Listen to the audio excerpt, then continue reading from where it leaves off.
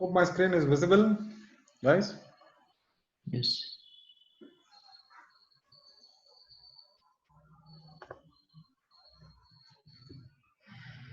Okay, so now before we jump in into the core things, let's understand the core services, right? What AWS offers from a cloud per se, right? And if you look at the number of services being listed here in the console, and I would request all of you to log in into your respective account and go to AWS Management Console, please. It will be easy for us to navigate and go around.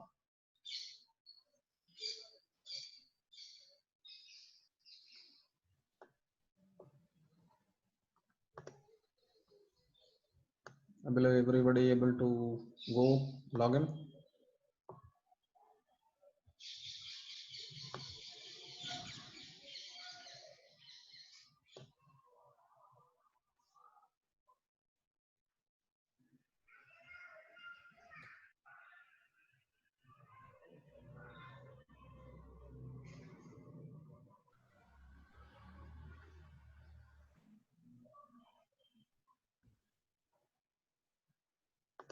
Yeah. Yeah.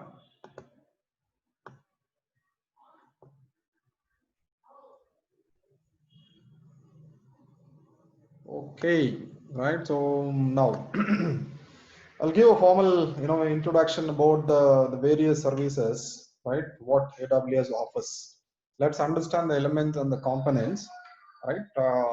Which has been stitched by AWS as a service for a wider use. Right? The first and foremost and important component for us to understand is the compute. Right? Compute is one of the service within AWS. So compute is nothing but a virtual instance. Anybody who understands virtualization, they would have done that. A virtual machine is nothing but a VM, and it's been offered here in the name of compute. Okay, for compute, there are a variety of compute components within AWS world. So predominant the use case, the predominant one is the EC2. If you look at what is EC2, is nothing but it is called Elastic Cloud Computing. So ECC stands for Elastic Cloud Compute. That is why they named it as EC2. And EC2 is a name or a term which is used in the AWS world.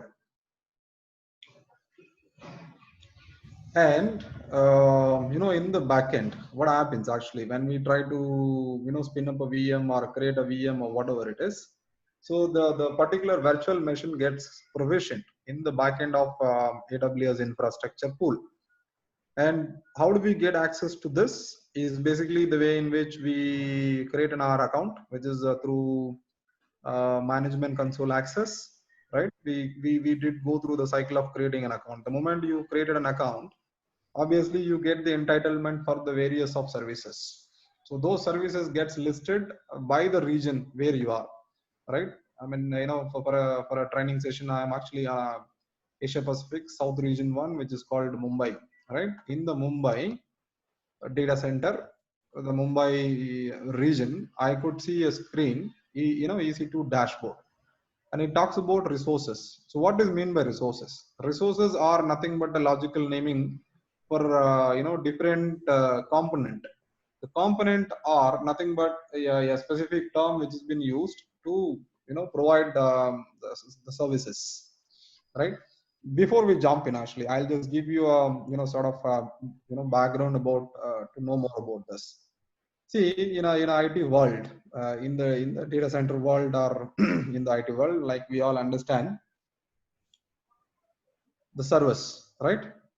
Be it a Windows server or a Linux server or a AX server or HP UX server, I mean, different Linux flavored server, whatever it is. So the server is actually a combination of CPU, memory, operating system. Might be in some extent it is virtualized or a physical, physical component or whatever it is, right? So here the server instance is called an instance of, from a compute perspective. So compute has got multiple forms and multiple form factor, right? It could be, it can be measured or it can be that tailored based on the requirement of a CPU and memory and the disk which it gets into it, right? one instance is nothing but a a logical server. The logical server can be made of Windows server, or it could be made of a Linux server. And basically it has an operating system, CPU, memory, and a basic disk, which is persistent in its nature, to provide the server services for us. Any question, guys? Hello. So Senthil, this basic disk is only for the OS purpose. We can't store anything in that, or can we? You can store. We'll go there. See, now the EC2. I mean, I just wanted to give an overview of what is Elastic Cloud Compute is all about. Right? It is about creating a server on the cloud in the AWS. It is nothing but a virtual server which offers a Windows workload service or a Linux workload service. Right? Windows, it can be any version of Windows, like it can be 2000, 2003, 2006, 2008, 2016, 19, whatever version. Linux, a different sort of Linux, like Oracle Linux, you have Red Hat Linux, you have SUSE Linux, you got Ubuntu Linux. There are a lot of Linux flavors actually. So predominantly, the compute service offers this, and this is called workload. The workload can be a Windows workload, a workload can be a Linux workload, and Linux one. So that's something which is basic knowledge that we need to learn. We need to know about it. Yes, there was a question, right? Hello. Hello, team. All are in mute. Yes, we can hear you. Okay. So this is where actually you all need to have a strong understanding what is compute, okay, and what is virtual instance and all about, right? So we will I'll go to the instances.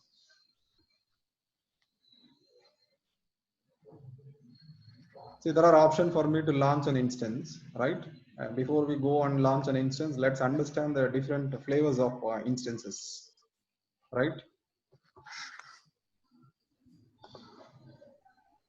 So one thing, Senthil, so like we can define, right, for this when we while creating the EC2 instance.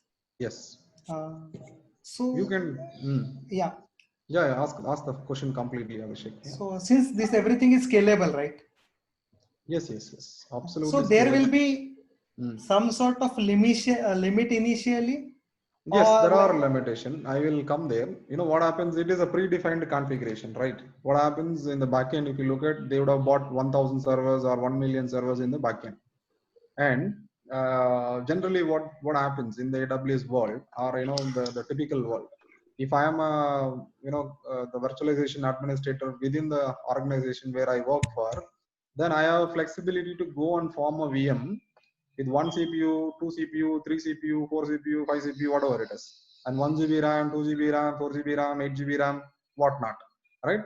That is the flexibility given to an admin who's managing the on-prem workload. But that is not the case when it comes to cloud. So cloud has got a size. You can easily compare this with the t-shirt. So t-shirt, we talk about small, medium, large, extra large, and double XL, all those things, right? So similar way, there is a way in which it gets tailored, and we will have to pick and choose based on the size of a workload, stipulated by our requirement. And that comes with the by default memory as well, right? You can pick and choose a image which can be maybe example, I'll just look at A1 large, right? There are multiple types of an instance within AWS that comes with the permutation combination of variety of aspects.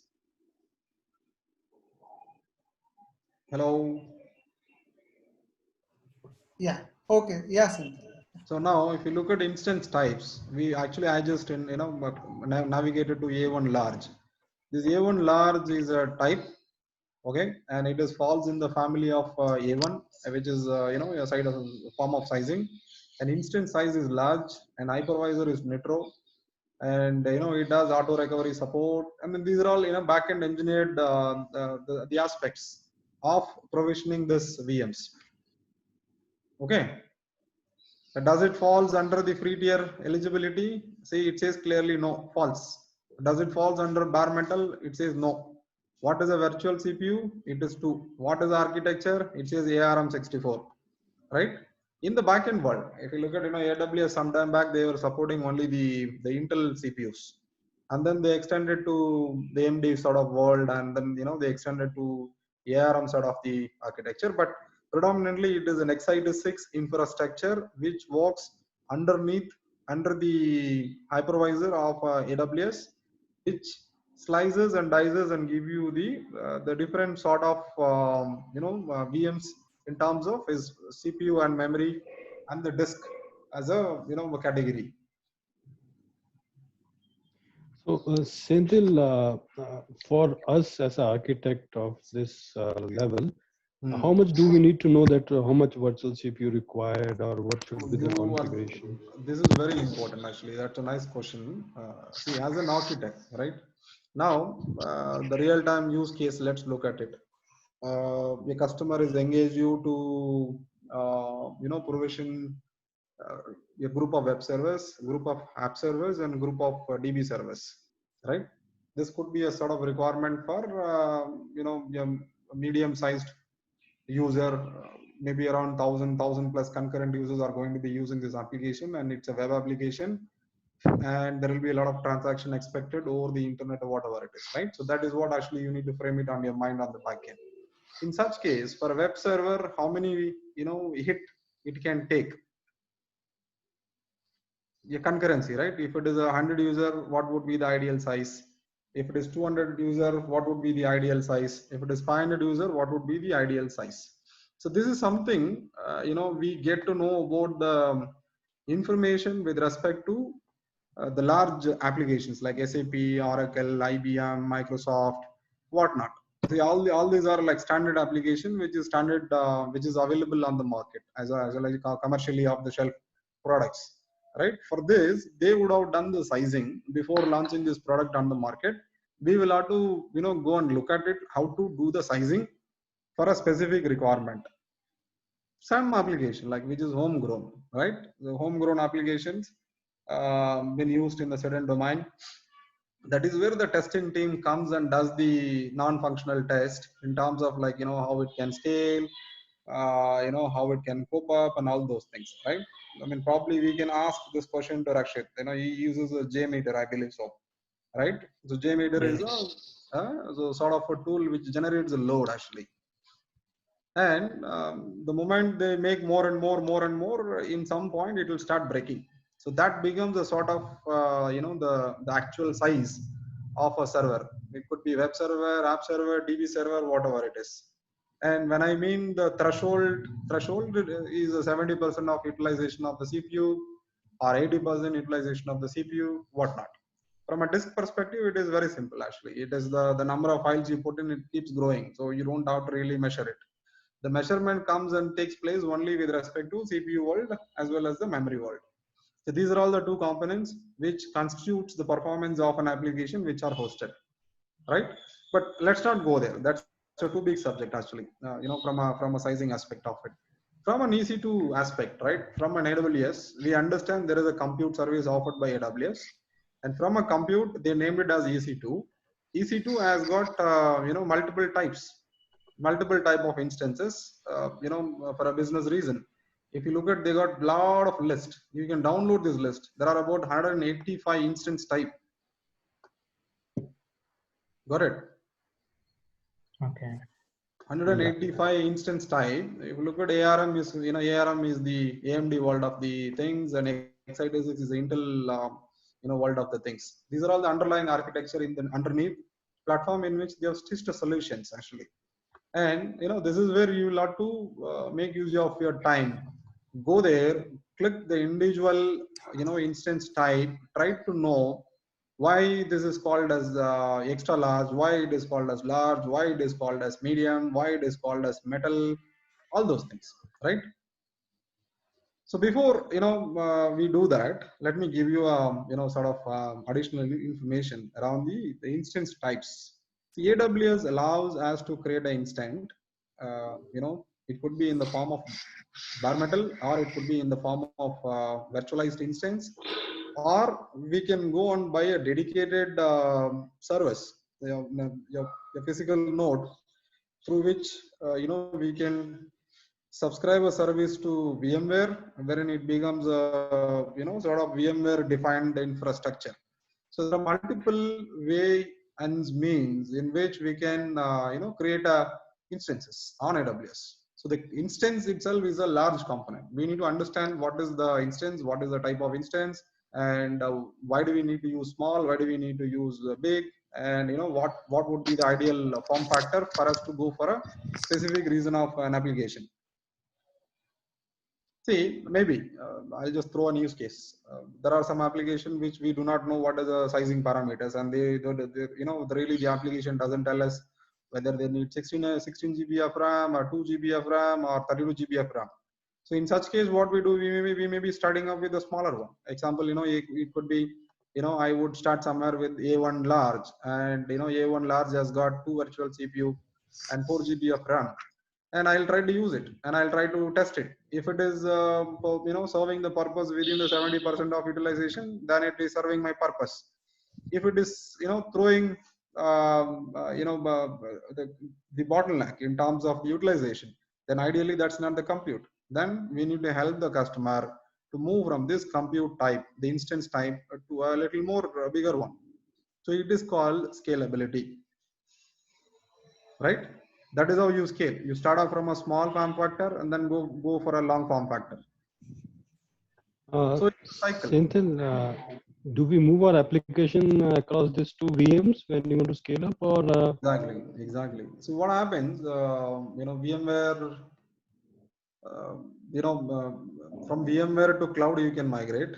From physical server to cloud you can migrate. There are multiple ways and means in which you can do a migration.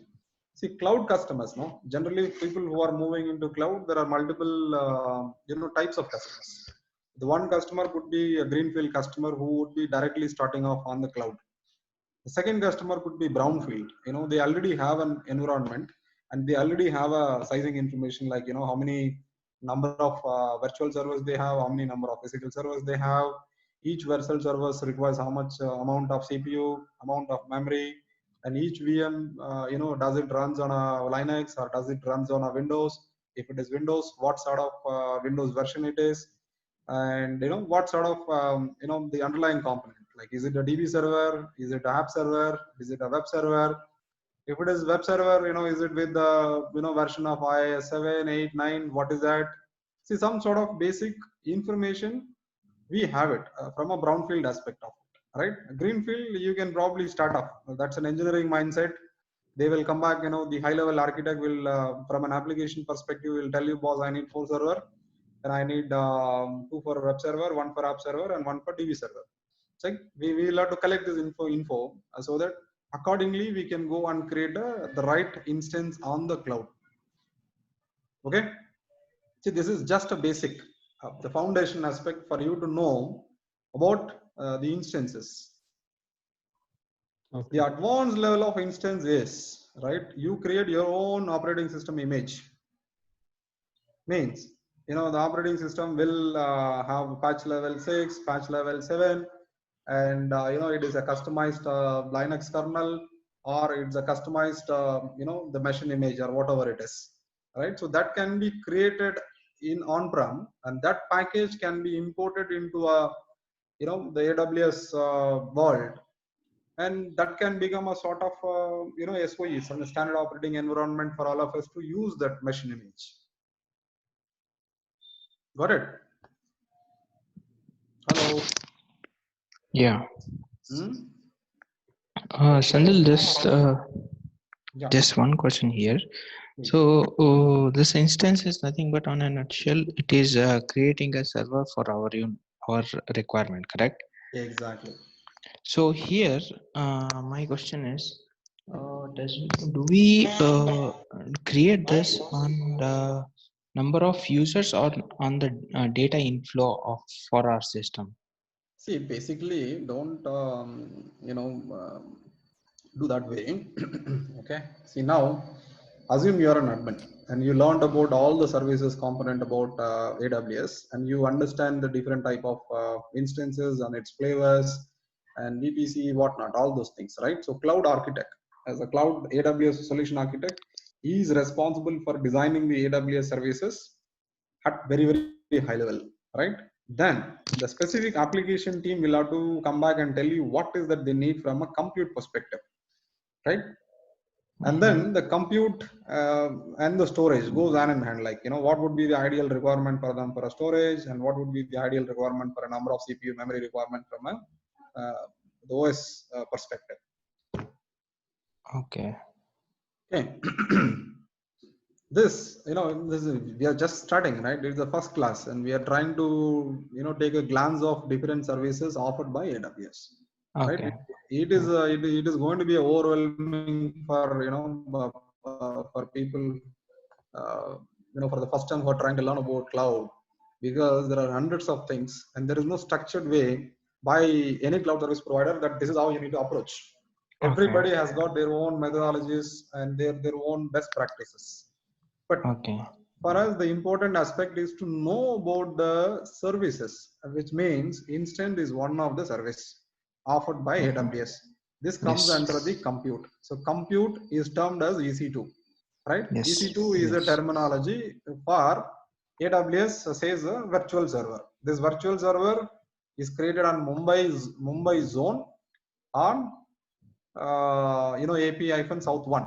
This is a availability zone in which it is created, and this particular zone of a data center resides in Asia Pacific region in Mumbai territory. Got it? Okay. There is a logical element to it, actually. Like, that is where actually you'll have to go from here to here. Now, if you are able to create an instance, you are able to create an instance on this particular zone, and you'll have to practice it in a way to create the instances in multiple, regions and zones. So that's how you get your hands really put into a way in which you learn about various things, right? Okay. Okay. So this number of instances vary from region to region? Yes, you're right. Actually, see, example, instance type. What happens, Here there are 185. So if we change to US, it will be more or like that? Just toggle it, no? What is wrong in it? Let's go North Virginia and figure out. It is 185 here. Okay. It is changed, right? Let us see how many services they have there. 294. You see the difference? Okay. That is why I told you in the beginning of our session in the morning, right? Every region has got their own specific set of services.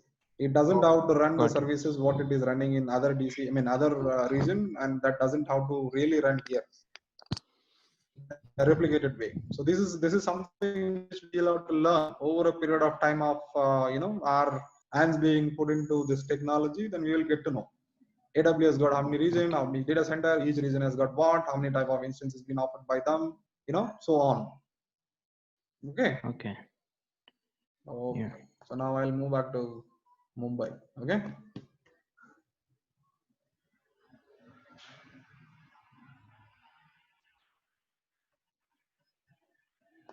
So for a better understanding, what we can do is you all can download this list. Click on this download list CSV. Okay, you will be able to download this. This is a like sort of fundamental, right, in which you get to know about the instances and types and models and everything. As an architect, the architect responsibility is to know nook and corner of the elements and components for us to stitch a solution which should work. Got it? Yeah. So you see that now I downloaded it. It's a simple CSV format, and AWS, maybe they are running today this many number of instances. It doesn't mean they will increase, or it doesn't mean they will decrease, right? It is up to them. If there are customers for Z1D large, right? They will keep increasing this capability and capacity. If they don't find any customer for a longer time, then there is no point running the service. correct? They'll have to find a service which has an attraction or which has a more demand. So that is how they will also be scaling it. So there is no hard and false rule. This will be keep changing, and as an architect, we all need to go and keep a face with the changes. So it is good for us to understand this once in 2 weeks or once in a month at least. Try to understand how many type of instances and what is the instance family, what is the instance size, and what is the zone in it which is available, right? Is it falls under the category of free or is it paid? Does it a bare metal or does it a hypervisor? Under the hypervisor, if you see, there are a lot of hypervisor. Let me filter it out and show you. So if you look at, they got Zen, they got Nitro. Zen actually is originally been created sometime back by Citrix. Then the Citrix Zen hypervisor being given to the open source community, and then it became a Zen project. This particular Zen is a sort of infrastructure as a service element it carries to form a private cloud or a public cloud. So take time and Google around as what is Nitro hypervisor is all about, and Google around what is all about the Zen hypervisor. Maybe I'll just for learning we will go there.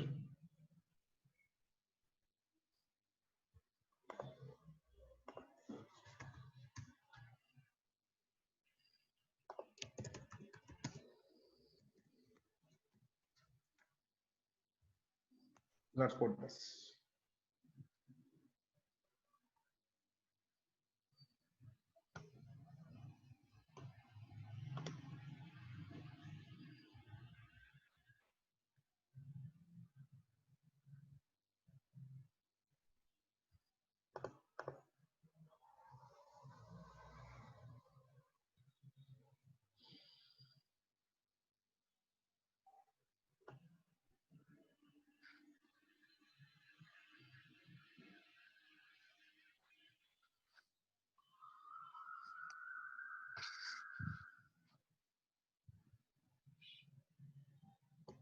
This is important, right? This architecture is really important for us to understand the underlying component, like how the cloud works. It can be any cloud. It can be private cloud, public cloud, whatever cloud it is.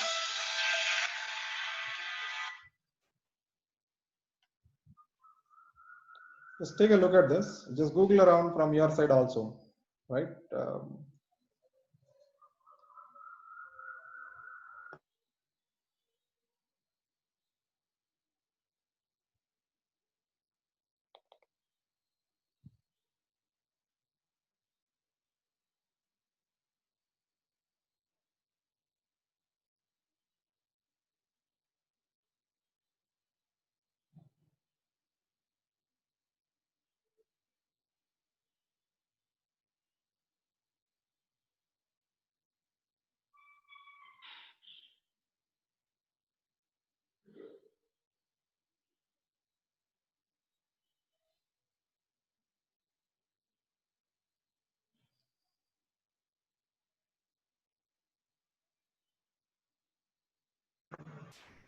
Okay.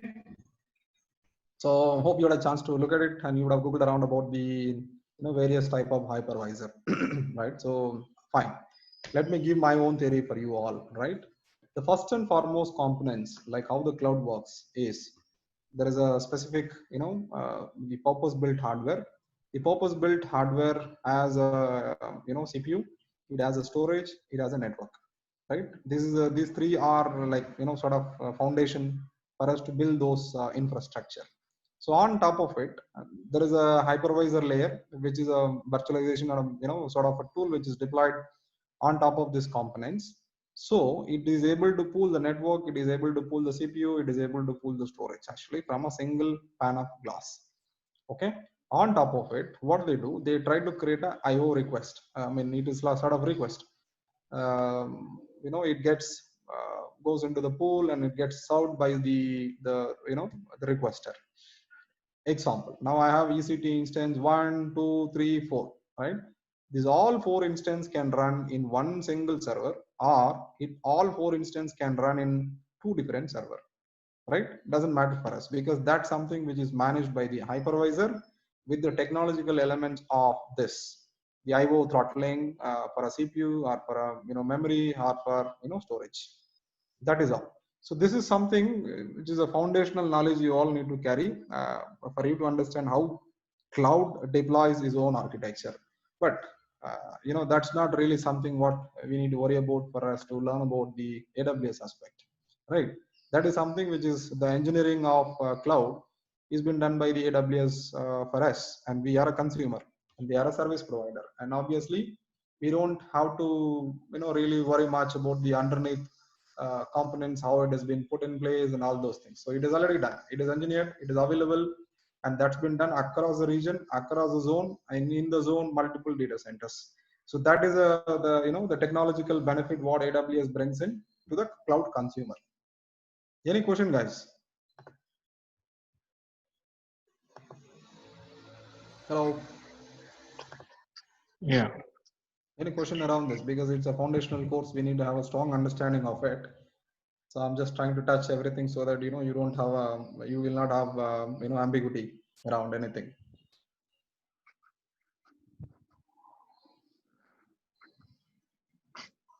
Yeah, if you can explain again the Zen and Nitro comparison, because so Zen is the hypervisor, Nitro is Also an hypervisor, and okay. you got a lot of hypervisor. VMware is one of the classic example of hypervisor. You got KVM, you got libvirt, you got a lot of things actually. And Microsoft also has an hypervisor which is called which is built in as part of the OS. That hypervisor been used in the Azure world for virtualization, and AWS uses this hypervisor underneath for them to give the VMs. So as a solution architect, you also need to decide which hypervisor you need to use, or it comes with whatever comes with.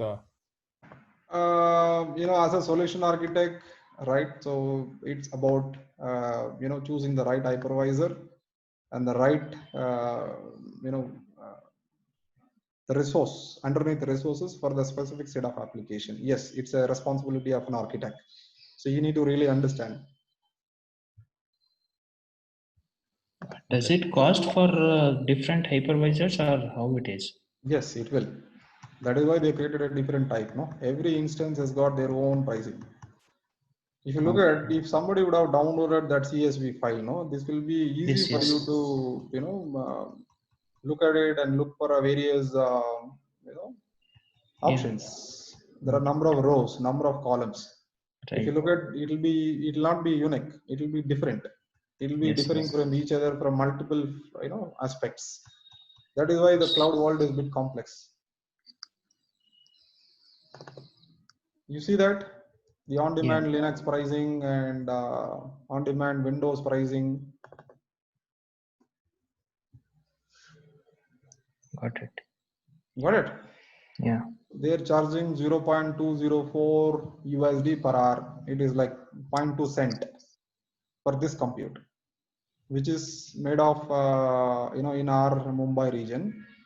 Mumbai has got two regions, right? 1B and 1C. I think they're talking about it. Got it? That means Mumbai has got two data centers. Yes.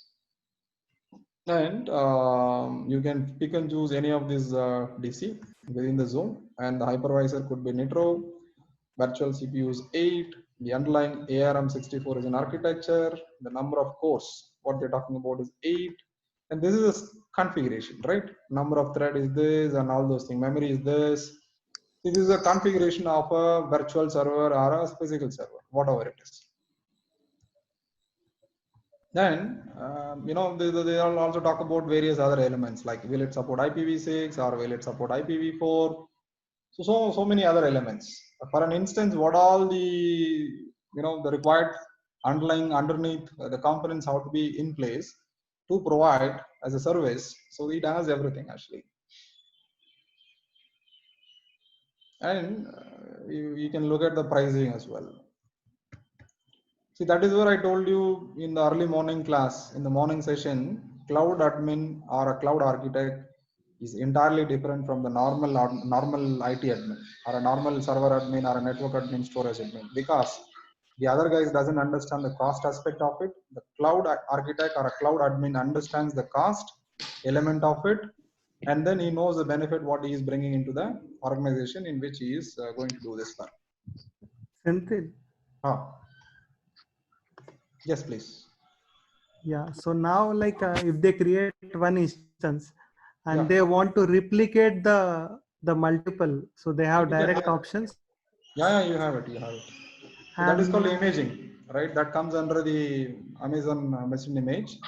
You can create one instance and you can make that instance as a sort of a reference for any other things. And you can replicate and create n number of copy of that instance. Example, you create one web server, right? And that web server will be common, operating environment for multiple of your servers. Then you can simply choose that, machine image, and that will deploy everything for you. You don't have to do anything from the scratch. Okay. And what about like the combination with the multiple regions? Now let's assume I have to build the instances for multiple regions. Yeah. And then I have the few things are common across the regions, and then I need additional stuff as well. Yeah. So Okay, we have to. Let's go to whiteboard now. Okay. I will go to the whiteboard.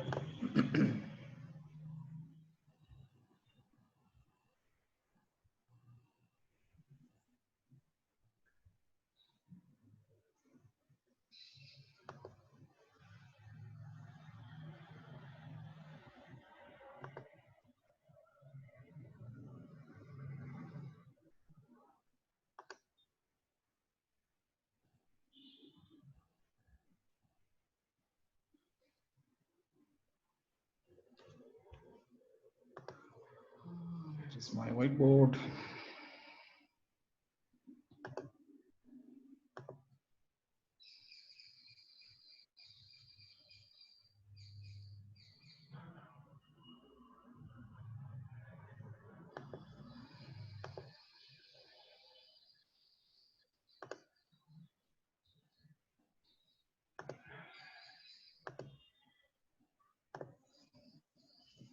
Okay, you see the whiteboard? Yes. Yes. Yes, it is. Yeah, we can. Now,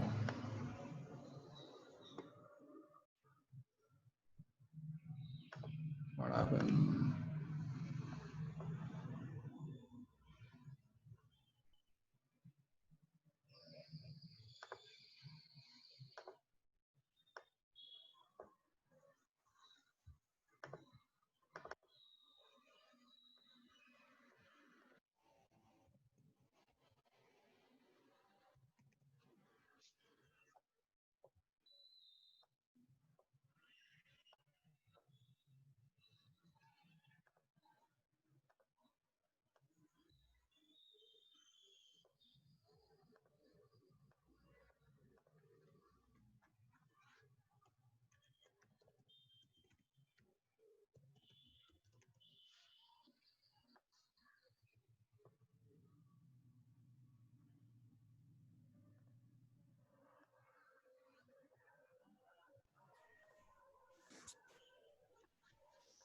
Senthil, one more thing.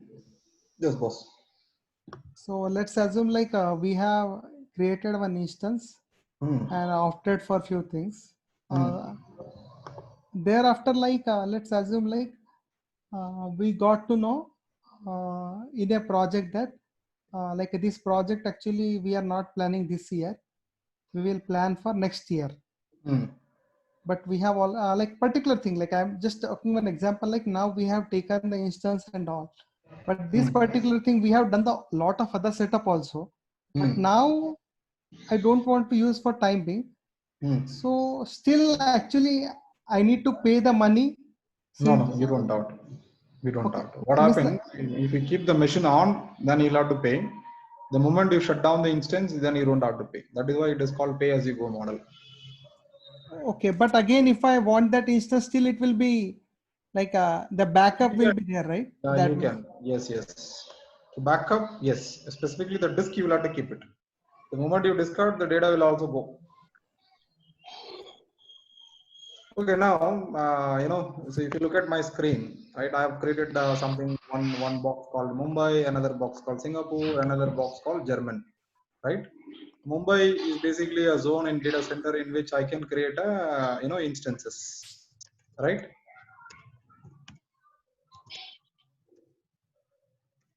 I can create like this.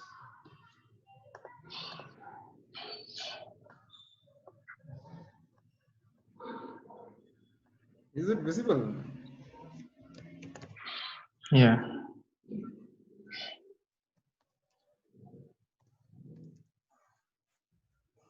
Okay, see, it is created for an example, right?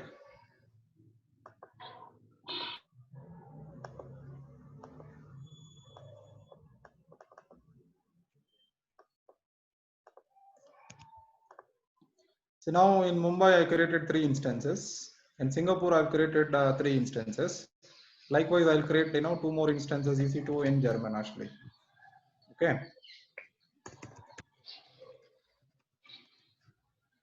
I'm just quoting an example. Okay. Now this region I have to talk to this region, and this region will have to talk to other region. Correct? Yes. So where is the network and who will define the network? How will they communicate with each other? It's logically a data center, right? Yes. So how do we connect it? So we'll connect it through the IP.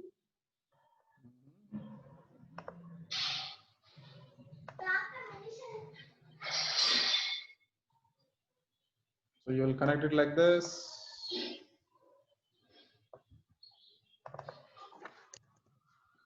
So with another instance, No, it is not instance. It is a service.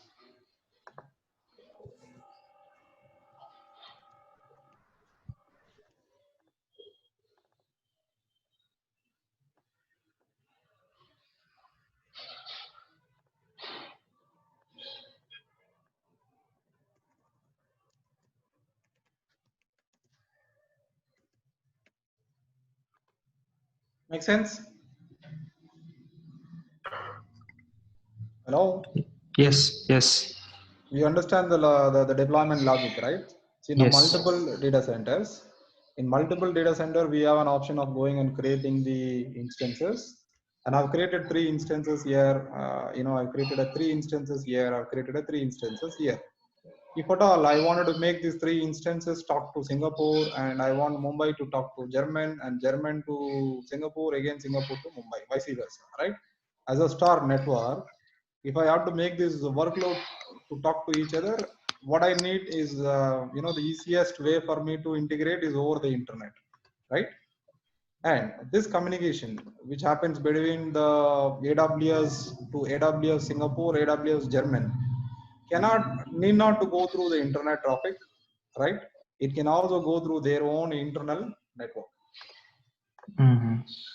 right? That's the backbone they have built now. Okay. It can be, backhauling AWS backbone. Then that is also feasible.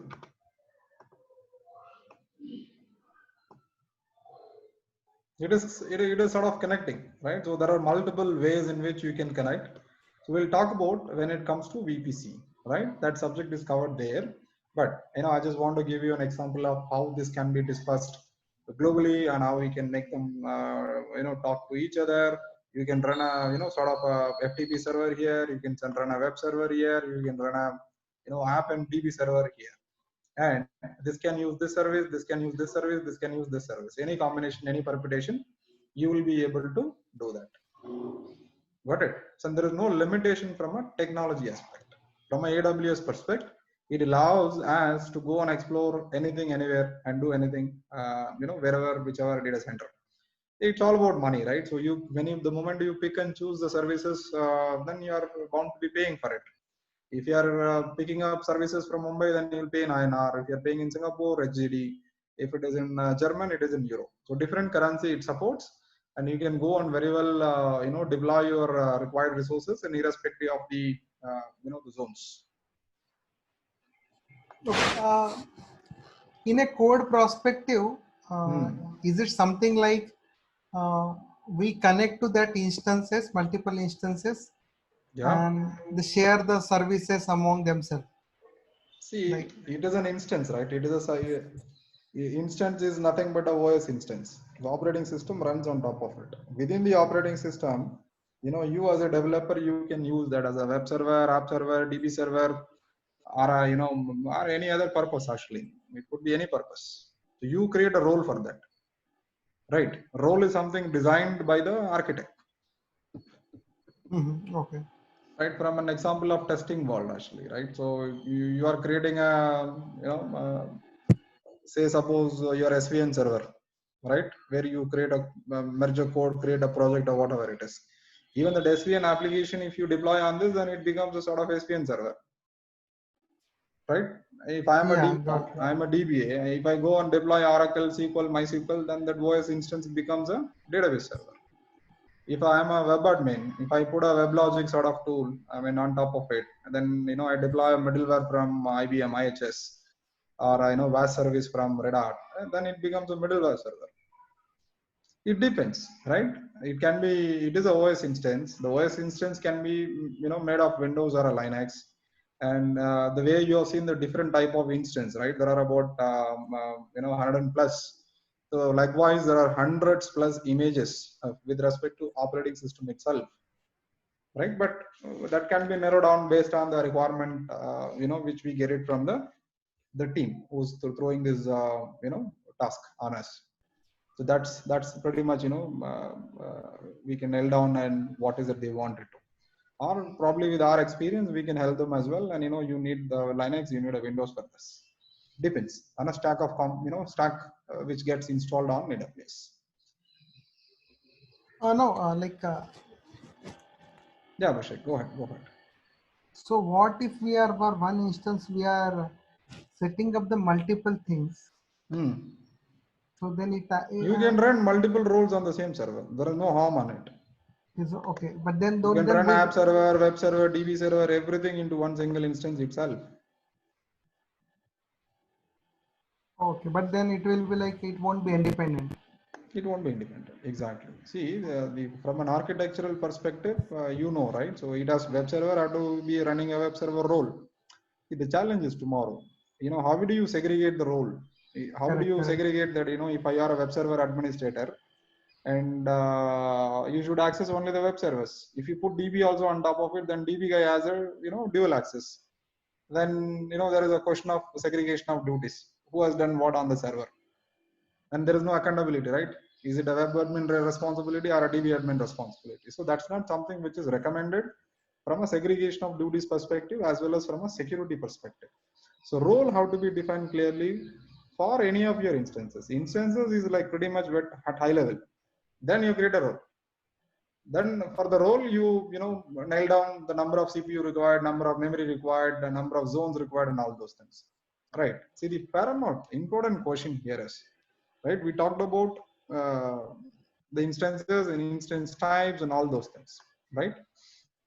What we need to understand is there is a concept of reserved instance. There is a concept of capacity reservation.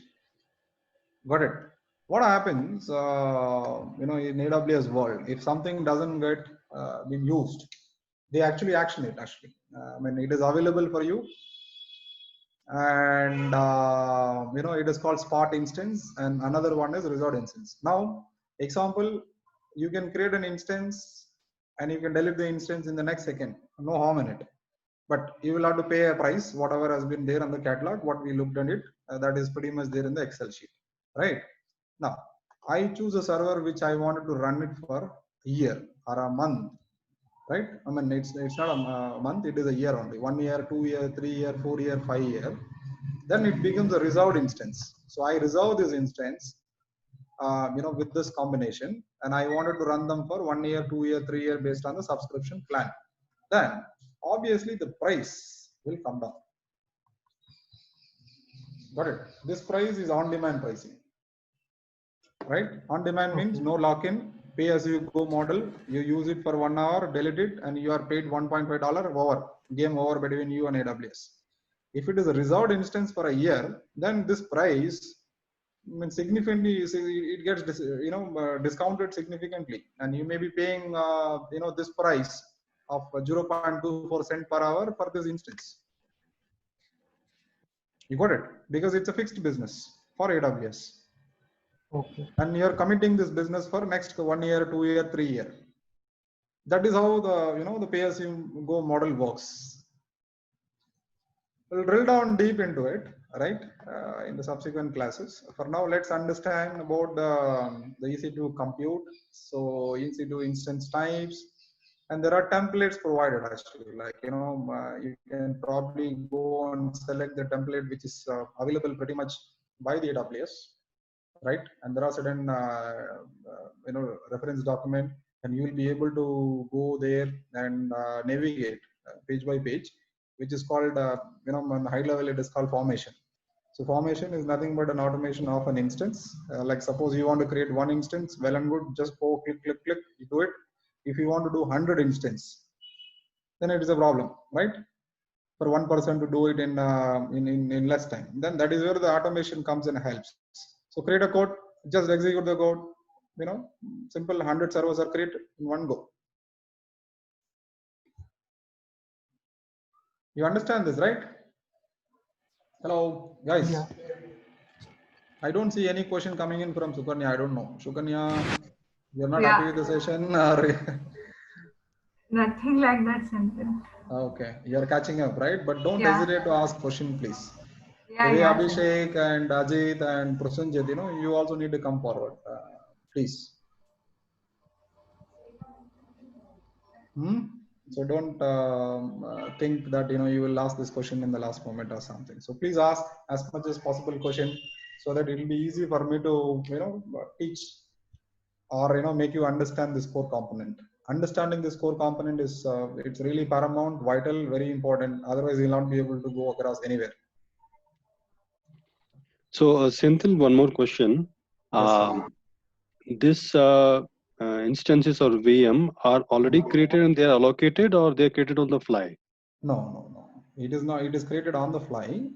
For you to create this on the fly, the underlying infrastructure like compute, storage, network, the one which I've shown you on the previous PDF, remember?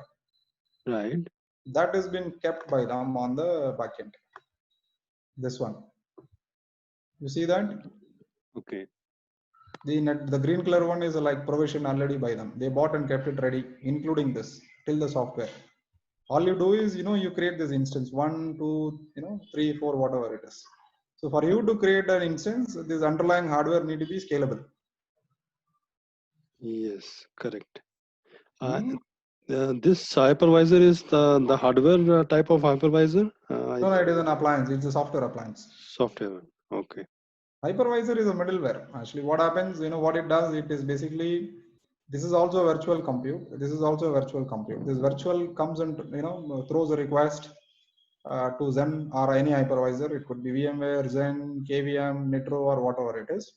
Okay. Based on the service request, could be network, it goes to network, CPU, it goes to CPU, storage, it goes to CPU, the storage. Right? Yeah, got it. Yeah. So how many instances are needed? How do you make it out? So reserved instances, you can go and reserve any number of instances. There is no limit on it. How do you, like you have in this example, you have shown 4 instances, right? EC2. You can create any number of instances. There is no limitation actually. No. But how do you know that, okay, 2 will be optimal for me, or say I need 10 of them?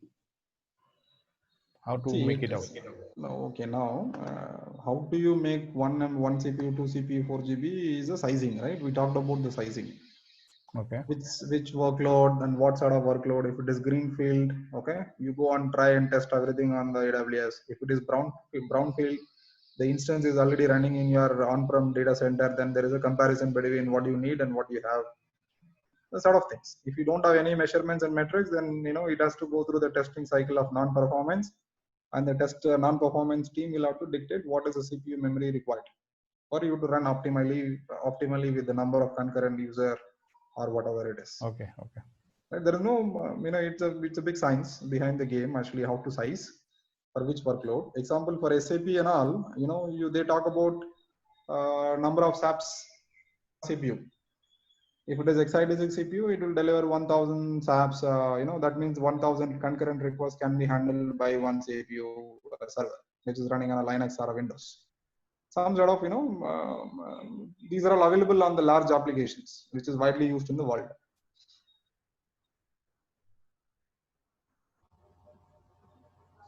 Okay. Senthil, one more question. Yes, Sukanya, please. You said like if we want to create like 100 instances, you might, automation comes into picture. But what if a person doesn't know any developing or new to automation? Basically doesn't know anything regarding this developing or coding or else automation thing. So how he can create more instances? Freely with Redis and IoT. Okay, right. So AWS helps actually. That is where the basic, help is been done by AWS. They put their own engineering team in the backend. They develop these codes, and they call it as a cloud formation. Okay. Oh. This automation, they use JSON and Python, all these tools, and that's been developed. It's developed and uploaded on the AWS console itself. You can probably go and look at it. You can download them and customize it based on your landscape details. See, that is not specifically written for Sukanya Cloud or Senthil's Cloud or Abhishek Cloud or Ajit Cloud, right? It's a common one. It's a generalized code which we have to customize according to our needs. Correct. Oh. But not very. It's very minor actually. It's all about putting the right username, password, credentials. You create a right service account, associate with that, and sort of things. It's highly secure.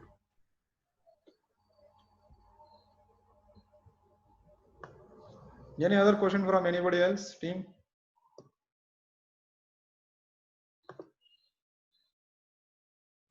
And is there any limit on these templates? No. Why? Why would they limit? No, the more and more resource you create, the more and more money you pay for AWS. No, why will they limit you? Okay. No, I mean. Correct, no? Okay. It also depends on the sizing then. Correct. So now you understand this, right? The instance type, and the launch template, the spot request, and the saving plan, reserved instance, dedicated host, and all those things, capacity reservation we talked about, right? These are all done in place of, money. They wanted to play with the money, right? The more you commit for the number of duration, if you don't commit, then you end up paying more. If you commit for multiple years, then you end up paying less. Right? Some instances nobody has asked for it and they wanted to give you on the spot, wherein you can go and buy that, right? And you can dedicate a host, wherein obviously one compute. Example, the 4 different things I've shown you in the previous things, right? So this can be a 4 different customer. EC2 can be a one customer, maybe my instance, Senthil instance. The below one could be Sukanya's one, this one could be Prasanjit one, and the 4th one could be Ajit or Abhishek one. Senthil. Hello. Yeah, hi Senthil. Yeah, please tell me. So now let's assume we have created a multiple instance, but for this instance also, if I want to Dockerize, you can do that. Okay, we are allowed to do that, right? Yeah. On the instance, Linux instance, you can run your Docker and that becomes a container for you. Oh, great. Okay, that is how it is. Otherwise, what you can do, AWS, you don't have to do this. You can straight away go and subscribe for a Docker container. Oh, okay. So this also you don't have to go through. Select the CPU, select the memory, select the various disk, and select the subscription model, and all those things. Right? So that is called platform as a service from an AWS world actually. We'll go there. That's an interesting aspect. Yeah. Yeah, something one thing is either I can have the instance and then I do my work. Correct. And then it's I can directly use the services which AWS has given, right? Yeah, exactly. Excellent. But then, yeah, so is Yeah, that yeah, gonna totally. make the difference in Huge terms of difference. payment? Yes, that is what it is. It is all about money, right? If you reserve this instance, you run your own container, right? You end up paying $8 or something per hour, okay, for these things. Mhm. But if you run container on top of it, if you in place of this, if you take a container, and you will not be paying $8.5 per hour. That will have a different economics set to that service, maybe few cent per execution. Okay, so it's like if we are smart enough, we can utilize that one Yeah, container, exactly. one EC instance, like You can use one of the EC2 instance for any of the services. You can build on your own, that is one, or you can very well go and use the services what has been made available by AWS. Yeah, Satyan, Arvind here. See, Yeah. basically, if you are trying to understand how to test the code or something, AWS offers that as an option. Correct. You can just run your code for whatever time you want and then pay and come out of it. So it is something like serverless computing. So you don't pay Yes. for EC2 instance. You only pay for the time you run your code. Correct. Correct, Arvind. That is exactly right. It's called serverless computing, actually. That is where I'm trying to go there. what is that? Can you just repeat? So it's called serverless computing. I mean, your Docker and container, Kubernetes services are called serverless. Server means, it has an operating system, underlying it has got a, specific OS, all those things. And you'll have to create it, you'll have to manage it. If you go serverless, then you don't have to manage it or you don't have to create it. All you need to worry about your application. Just come and onboard your application on a Docker, containerized Docker, and you run it with the framework, whatever you built on top of it. Yeah. We'll go. It's a big subject, right? I mean, one after the other, definitely will go there, and I will try to give you a glance across all the components. First and foremost, for us to understand the compute element of it, right? The different size of compute.